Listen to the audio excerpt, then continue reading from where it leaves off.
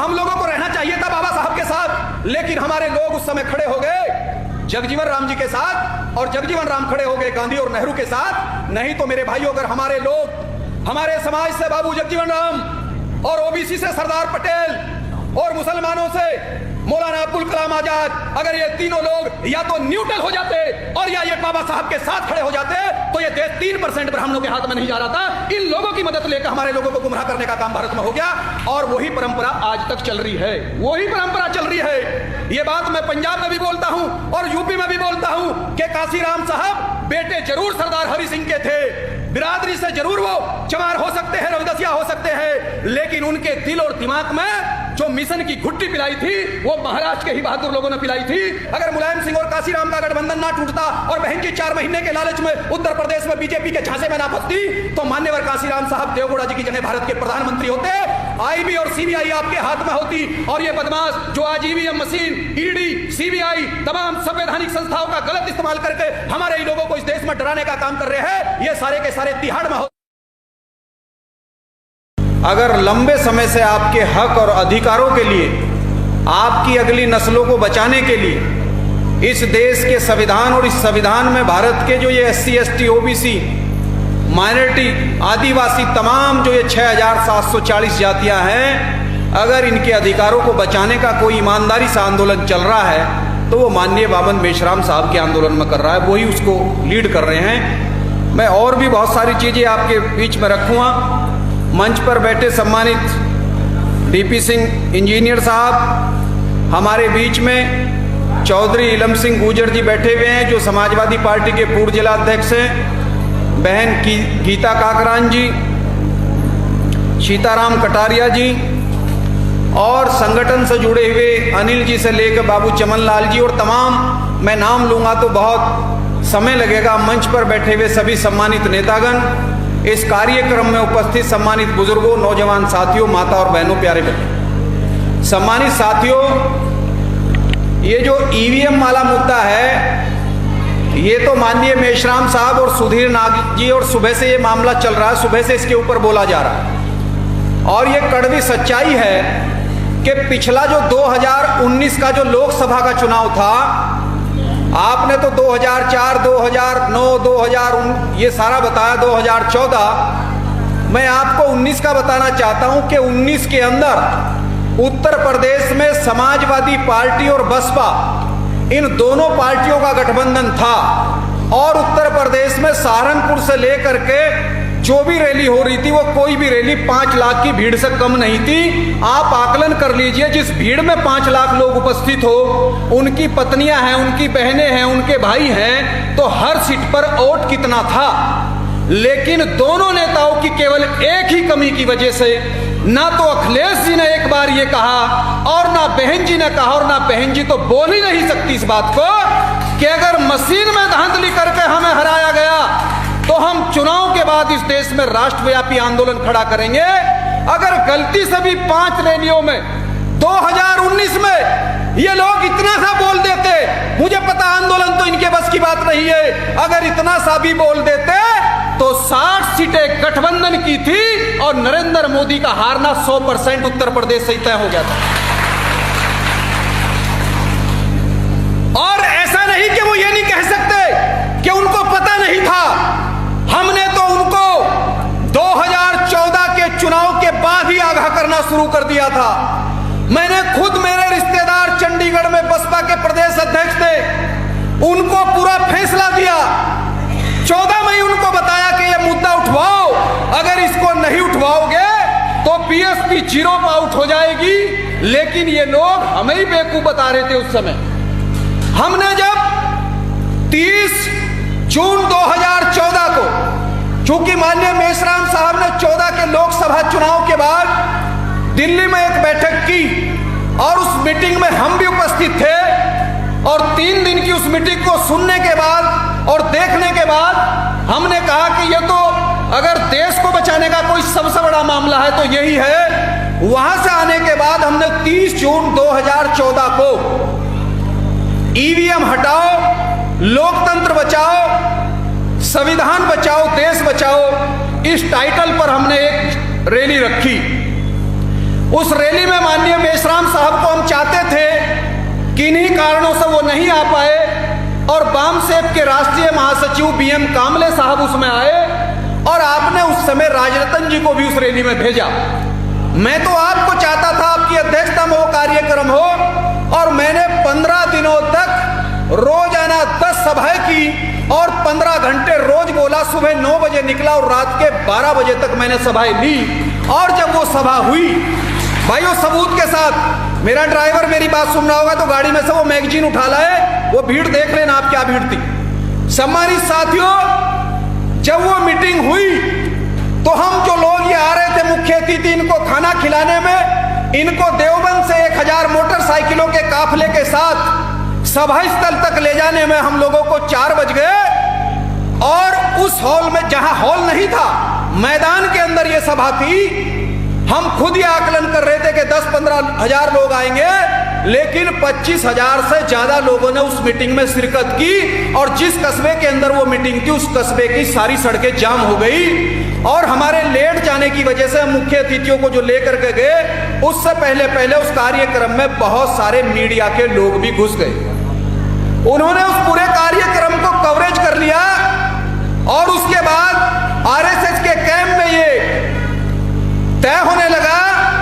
कि उत्तर भारत के लोग अगर इसी तरीके से महाराष्ट्र से जो लोग ये चल रहे हैं, जो वामन मेश्राम साहब का काफिला चल रहा है, अगर उत्तर भारत के लोग इसी संख्या में इस संगठन के साथ जुड़ते हैं तो ये यहां तक नहीं, सहारनपुर से नहीं, बल्कि ये तो जम्मू तक इसी तरीके की रैली होगी। मेरे साथियों, मेरे नौजवान भाई यहां बैठे हुए हैं, मैं इसलिए आपको ये बात खुलासा करना चाहता हूं। हमारे इस कार्यक्रम के ठीक 21 दिन बाद एक संगठन का निर्माण होता है और वो संगठन एक गांव में लिखता है द ग्रेट चमार। और हिंदी के अखबार तो छोड़ दो, इंडियन एक्सप्रेस जैसा अखबार उसको अंदर जगह देता है और उस आर्मी के चीफ का फोटो लगाता है और पूरा पेज उसके ऊपर लिखा जाता है। और ये सारा का सारा मामला केवल चल रहा था तो ये इसलिए चल रहा था कि हमने 14 से पहले यहां मुजफ्फरनगर टाउन हॉल में, उसके बाद फिर देवबंद में, जिसमें दद्दू प्रसाद जी को भी बुलाया गया था, 2-3 आईएएस अफसर मैंने दिल्ली से बुलाए थे, रिटायर्ड पेट्रोलियम विभाग के सचिव देवी दयाल जी। हमने 2-3 प्रोग्राम हमारे पश्चिम में हो गए थे। उसके बाद ही एक नए संगठन का निर्माण हुआ और जो नौजवान हमारे साथ भारी तादाद में हमारे साथ जुड़ रहा था, उन सबको उधर डाइवर्ट करने का काम हुआ। तो सम्मानित साथियों, मैं आपको ये जो आप सुबह 11 बजे से यहां बैठे हुए सुन रहे हैं, मैं आपको ये कहना चाहता हूं, मुझे बिल्कुल ये दिखाई पड़ रहा है जो हमने अपने बड़ों से सुना था। मेरी मुजफ्फरनगर में, आपके बाननगर में रिश्तेदारी, बाननगर में एक डॉक्टर अमरनाथ जैसिया थे जो साहब काशीराम जी के साथ उस समय जब बीएसपी बनी उससे भी पहले से उनके साथ काम किया और बीएमएस की अपनी डॉक्टरी छोड़ करके वो साथ रहे। उनके पिताजी ने मुझे एक बार हमारे घर पर आकर के ये कहा कि भाई 1977 में जगजीवन राम मुजफ्फरनगर आए टाउन हॉल में और उन्होंने रोते हुए ये कहा कि गलती तो हमारे से ही हुई है कि आजादी की इस लड़ाई में अगर मैं जगजीवन राम उस समय बाबा साहब के साथ खड़ा हो जाता तो आज बुढ़ापे में मुझे दोबारा संघर्ष ना करना पड़ता,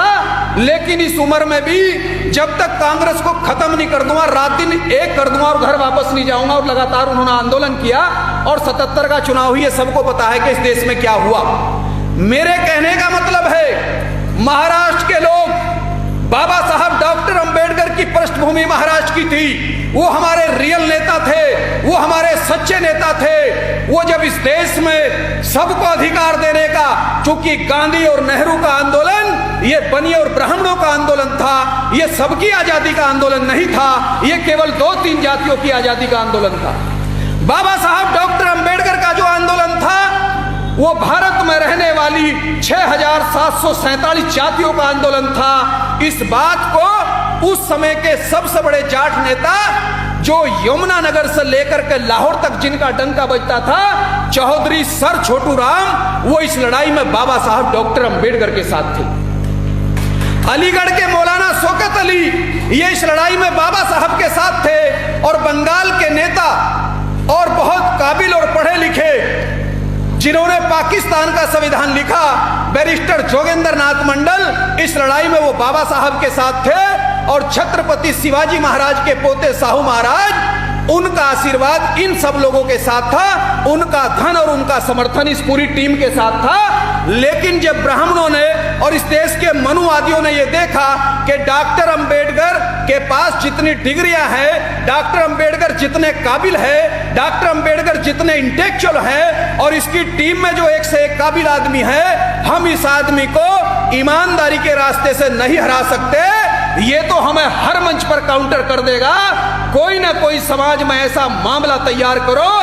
जो उत्तर भारत का, जो खास तौर से अपने आप को चमार और जाटव कहता है, इसको किस तरह से डॉक्टर अंबेडकर से काटा जाए। क्योंकि उत्तर भारत के उस समय के बड़े नेता जालंधर के बाबू मंगूराम वो बाबा साहब के साथ थे, और उत्तराखंड जो उत्तर प्रदेश का हिस्सा था, मैं पंजाब की बात कर रहा हूं, पंजाब के बाबू मंगूराम बाबा साहब के साथ थे। अकेले आदमी के पास जीप थी उस दौर में, चमड़े का कारखाना था, आज भी साइकिल का कारखाना उनके लड़के का, उनका लड़का 2-3 बार अकाली दल की सरकार में टीनू भाई मंत्री रह चुका, तो वो बाबा साहब के साथ थी। इधर मास्टर हरि सिंह जी और लखनऊ के शिव नारायण चौरसिया ये बाबा साहब के साथ थे। इन लोगों ने ये योजना बनाई कि डॉक्टर अंबेडकर को इस तरह से नहीं हराया जा सकता, इनके समाज में फूट पैदा करो, और इसके लिए बाबू जगजीवन राम को हेलीकॉप्टर देकर के पूरे देश में घुमाया गया, उड़ाया गया। ये जो मेरा भोला भाला समाज था, इसकी लड़ाई तो असली इसकी लड़ाई नहीं, इलम सिंह जी ओबीसी की भी लड़ाई, अगर बाबा साहब का आंदोलन ना होता और वो संविधान ना होता तो 27% तो छोड़ दो, आधा % भी ब्राह्मण आपको इस देश में देने के लिए तैयार नहीं थे।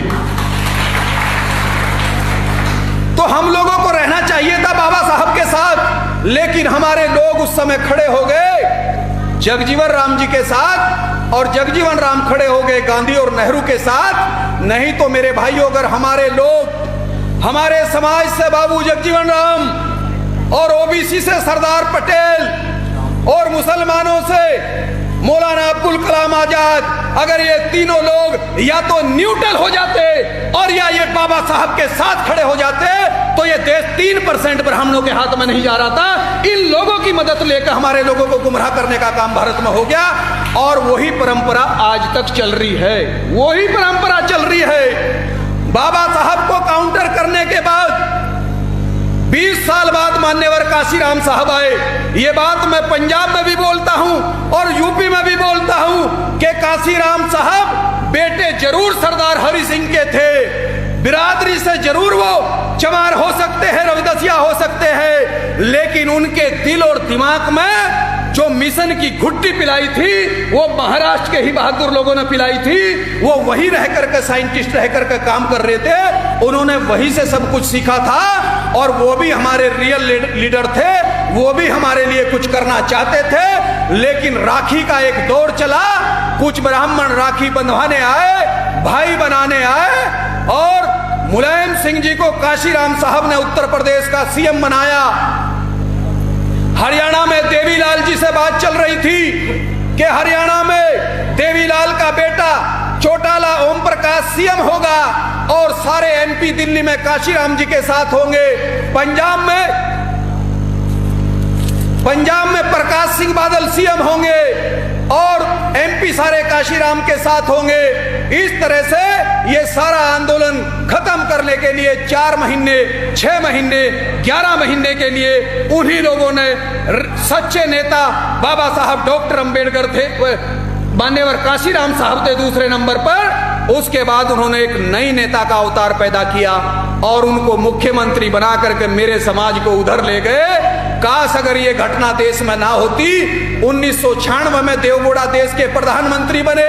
40 एमपी देवगौड़ा के थे, 40 एमपी पे भारत के प्रधानमंत्री बने। अगर मुलायम सिंह और काशीराम का गठबंधन ना टूटता और बहन जी 4 महीने के लालच में उत्तर प्रदेश में बीजेपी के झांसे में ना फंसती, तो मान्यवर काशीराम साहब देवगौड़ा जी की जगह भारत के प्रधानमंत्री होते।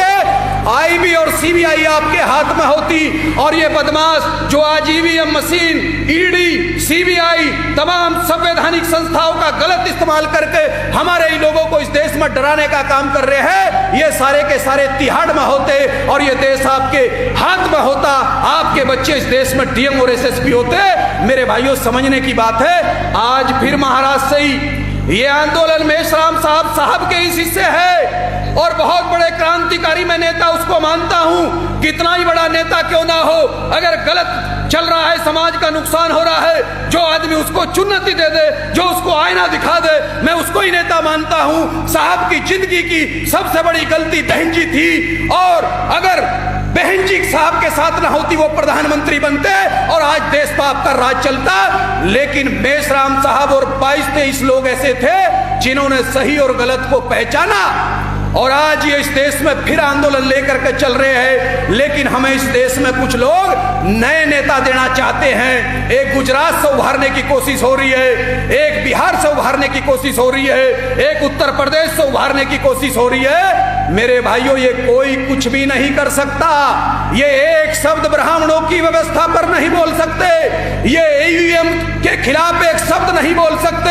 ये केवल और केवल देश में मायावती तैयार करने का कार्यक्रम चल रहा है। इसलिए भाइयों, सही और गलत को सोच करके सही फैसला करो। हमारा और आपका योगदान ये है, हम जितने लोग यहाँ बैठे जो हमारे एससी के भाई हैं, हमारा कर्तव्य है इस मीटिंग को और मिशन को समझने के बाद अपने गांव में, अपने मोहल्लों में ओबीसी के 10 लोगों से बात करो। जो ओबीसी का आदमी यहाँ है वो 10 एससी के लोगों से अपनी दोस्ती करे और ये दोनों 10-10 मुसलमान परिवारों से बातचीत करके उनको अपने साथ जोड़ो। मेरे साथियों, काम तो करना पड़ेगा। अगर दुश्मन को हराना चाहते हो तो दुश्मन से भी कुछ सीख लेनी पड़ेगी, केवल घर बैठ करके काम चलने वाला नहीं है। एक सेकंड में बात खत्म कर रहा हूं, ये देख लो सबसे बड़ा हमला। जाट भाई अपने आप को मार्शल समझते हैं। अरे जाटों की वो लड़कियां जो पूरे देश का गौरव से सीना चौड़ा कर रही है, जो पूरे भारत के लिए मेडल लेकर आ रही है, देश का सर ऊंचा कर रही है, जब उनके साथ ये हो रहा है तो आप और हम कहां बचने वाले हैं इस देश में। इसलिए नंबर सबका लगना है। इसलिए अब तो माहौल सोच समझ करके काम करिए। और मैं साथियों कहीं भी रहूं, लेकिन मेरे दिल और दिमाग में यह आंदोलन आज भी है और कल भी था और मैं पूरी तरीके से आपके इस समर्थन में हूं,